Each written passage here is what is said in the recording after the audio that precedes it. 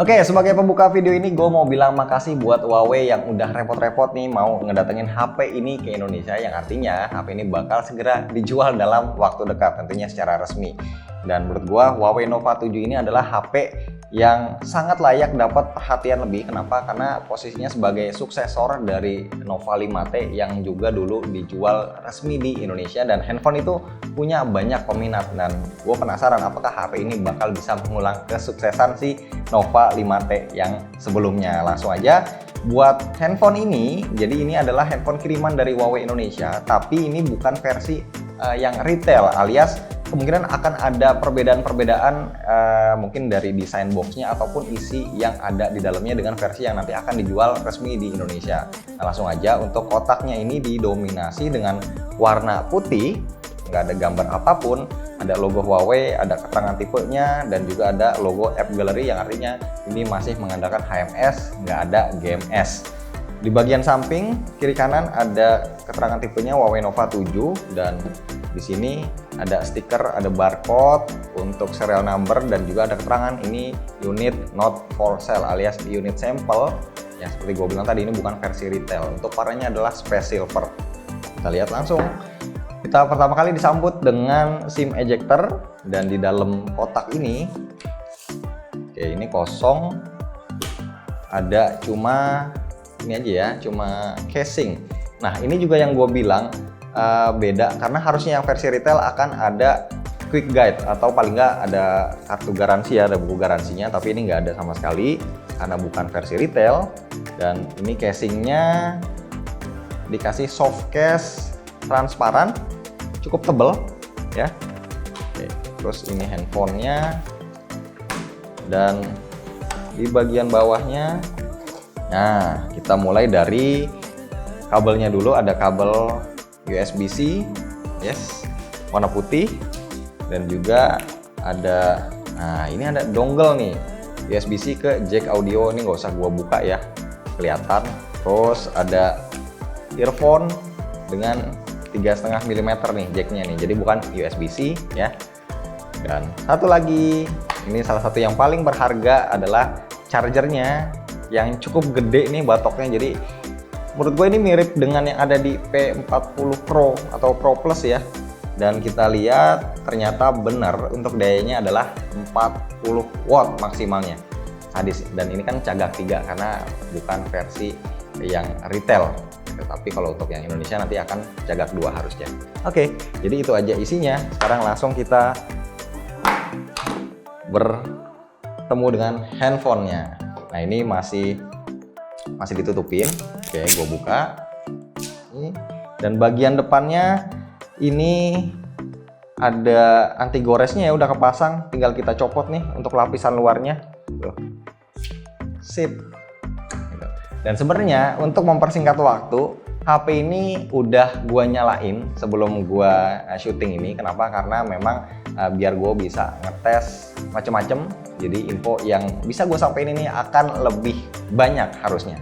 Oke, sekarang kita seperti biasa ya, namanya kita kalau buka handphone baru kita akan melihat untuk desainnya dulu. Nah inilah keunikan dari Nova series, yang mana seri ini punya apa ya, kayak gaya bahasa desain yang anak muda banget. Kalau sebelumnya di Nova 5T itu kan ada yang warna purple-nya ya, kalau nggak salah ada tipografinya. Sebenarnya ini juga sama, ada varian warna purple yang ada tipografinya, tapi gue dikirimin yang warna Space Silver, dan ini terlihat seperti cermin.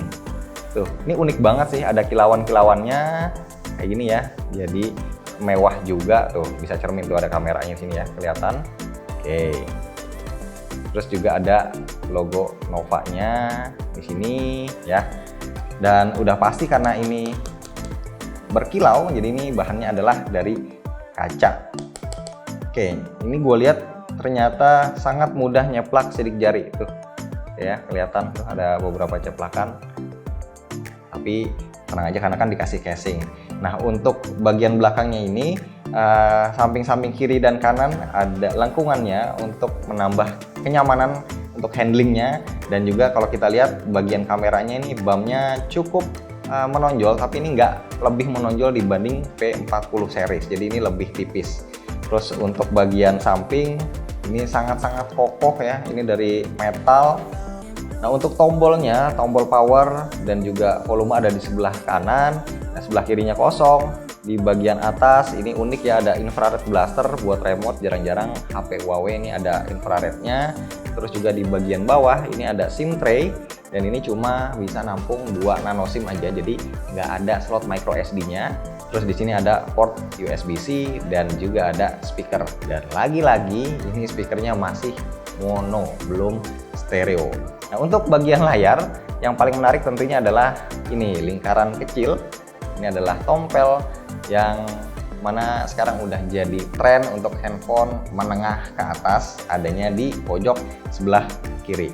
Oke, langsung aja ya kita nyalain. Nah ini gue mau kasih tahu ya, walaupun untuk dusnya ini bukan versi retail, tapi untuk handphonenya ini udah pakai ROM Indonesia. Kalian bisa lihat ada Huawei Indonesia-nya tuh, keterangannya tuh pas lagi booting, dan ada logo khas Huawei Indonesia. Jadi ini udah full bener-bener isinya yang akan nanti kita dapetin ketika beli handphone ini ya secara resmi. Dan gue mau langsung kasih tahu aja ya, mumpung ini gue udah setup. Jadi beberapa bloatware yang akan kita dapat ini sama kayak seri P40 ya. Ada ID3 Store, ada Blibli, Matahari, JD ID, Kompas, Baca, Detik, ada Wawa Games, Agoda, Lazada, AliExpress. Nah sekalian gue mau kasih tahu, karena HP ini nggak punya GMS, jadi nyari aplikasinya itu pilihan utamanya ada di App Gallery. Tapi kalau nggak ada di App Gallery, bisa cari di market third party, atau kalian bisa juga biar ngebantu ya, kalian install aja Petal Search di App Gallery. Ini bisa dipakai buat search engine, termasuk buat nyari aplikasi. Nah contohnya gua nyari Netflix itu nggak ada di App Gallery, gua cari pakai Petal Search, dan dari Petal Search nanti akan diarahin ke market third party. Jadi udah otomatis akan dipandu untuk ke website-website yang nyediain aplikasi tersebut. Dan Netflix ini gua install bisa jalan normal. Nova 7 ini punya ukuran layar 6,53 inci, yang mana ini adalah ukuran favorit. Sekali lagi ini adalah ukuran favorit buat HP-HP keluaran terbaru sekarang, karena nggak terlalu gede tapi juga nggak terlalu kecil. Dan untuk resolusinya udah Full HD 2400 x 1080 pixel, dan panelnya ini pakai OLED yang otomatis, artinya kita lihat nih di belakang bersih ya, nggak ada fingerprint. Jadi karena ini udah pakai OLED, fingerprintnya ada di bawah layarnya. Terus untuk poninya ada di sebelah kiri seperti yang gue bilang tadi. Ini adalah isinya kamera 32 megapiksel untuk selfie.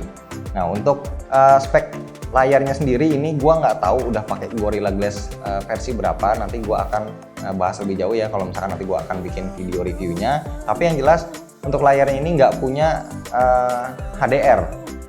Jadi resolusinya Full HD, refresh rate-nya itu 60 Hz, tapi belum support untuk HDR.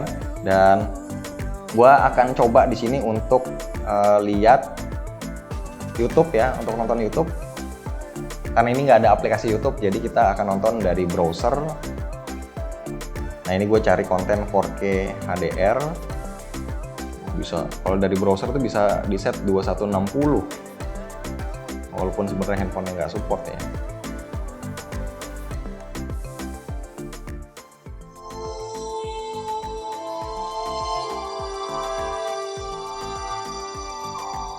Ini kan speakernya single ya, mono, adanya di bawah sebelah kanan. Tapi untuk sebuah handphone dengan speaker mono, menurut gue ini suaranya kenceng dan detail. Tuh. Ya kekurangannya ya itu, cuman nggak ada separasi aja, jadi nggak surround kanan kiri. Tapi untuk volume ini tinggi suaranya. Cuma memang karena posisinya ada di sebelah kanan, artinya kalau kita main game itu harus dibalik enaknya gitu. Karena kalau nggak ini kan ketutupan. Ya, jadi enaknya dibalik.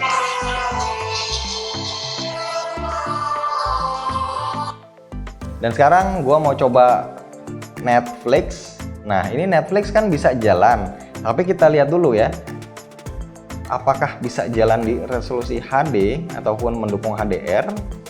Kayaknya kita akan cek di sini. Oke, nah sayangnya ternyata enggak. Karena apa? Karena DRM-nya ini widefine level 3, jadi cuman support standard definition aja, belum support HD, dan HDR capabilities-nya ini none, artinya nggak bisa pakai HDR.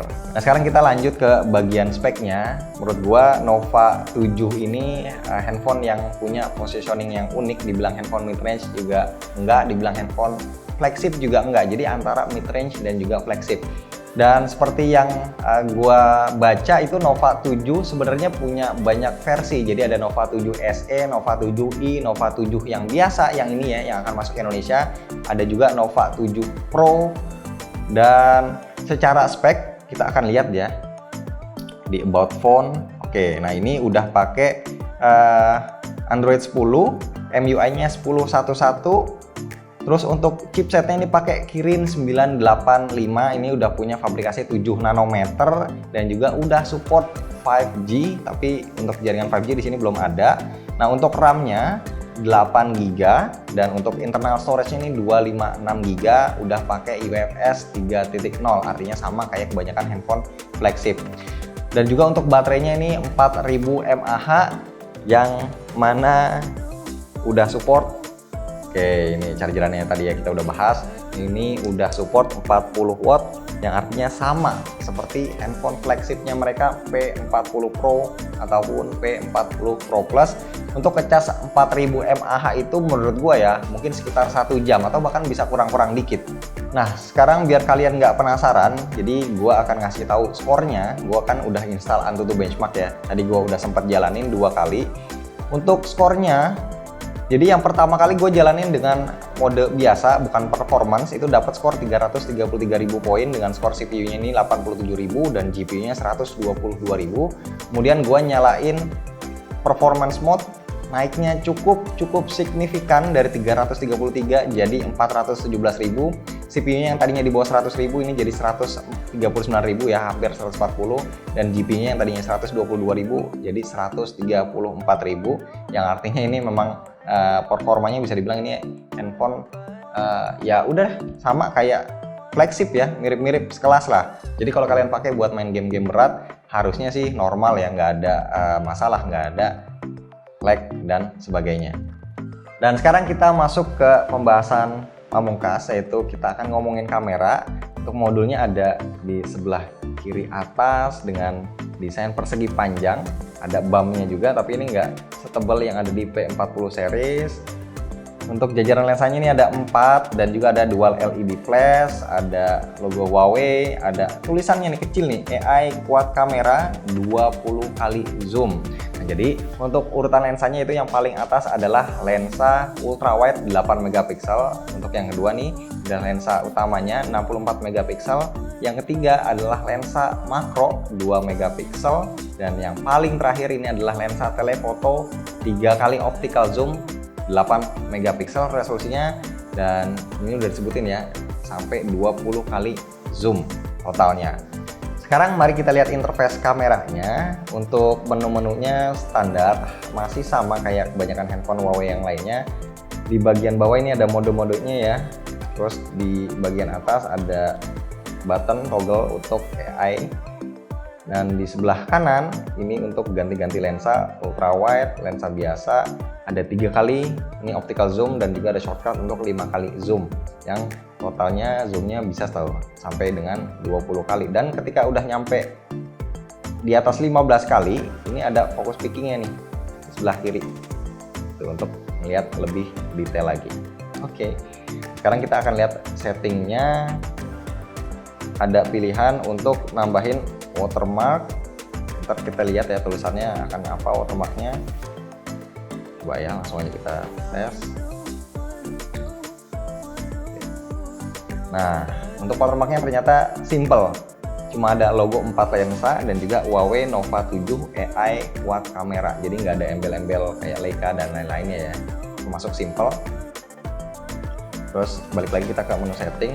Untuk perekaman videonya, untuk resolusi yang disupport adalah 720, 1080 dan juga maksimalnya adalah 4K 16:9.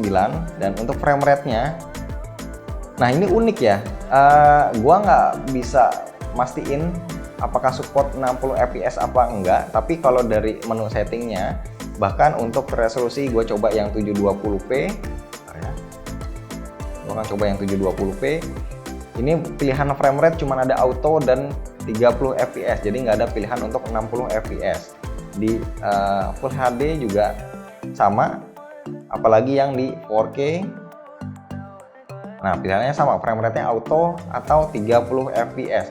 Sekarang gua akan coba ya di 1080 di frame rate auto. Gua akan cek apakah nanti hasilnya bisa jadi 60 fps. Kalau dari previewnya sih enggak ya, karena masih agak-agak patah. Tapi kalau untuk change fokusnya ini termasuk cepet dan smooth, halus. Oke, langsung kita lihat. Kita putar videonya. Nah, ini bisa kelihatan ya. Masih agak-agak patah. Tapi kalau untuk change fokusnya ini termasuk cepat. Mikrofonnya juga ternyata bagus ya, suara gua jelas banget kedengeran, speakernya juga bagus. Sayangnya untuk frame rate ternyata ini belum support 60 fps. Tapi nanti gua akan coba make sure lagi ya. Gua akan update mungkin kalau nemu settingan 60 fps nya gua akan update di Instagram story, mungkin gua akan cerita, ataupun di video reviewnya nanti kalau gua bikin.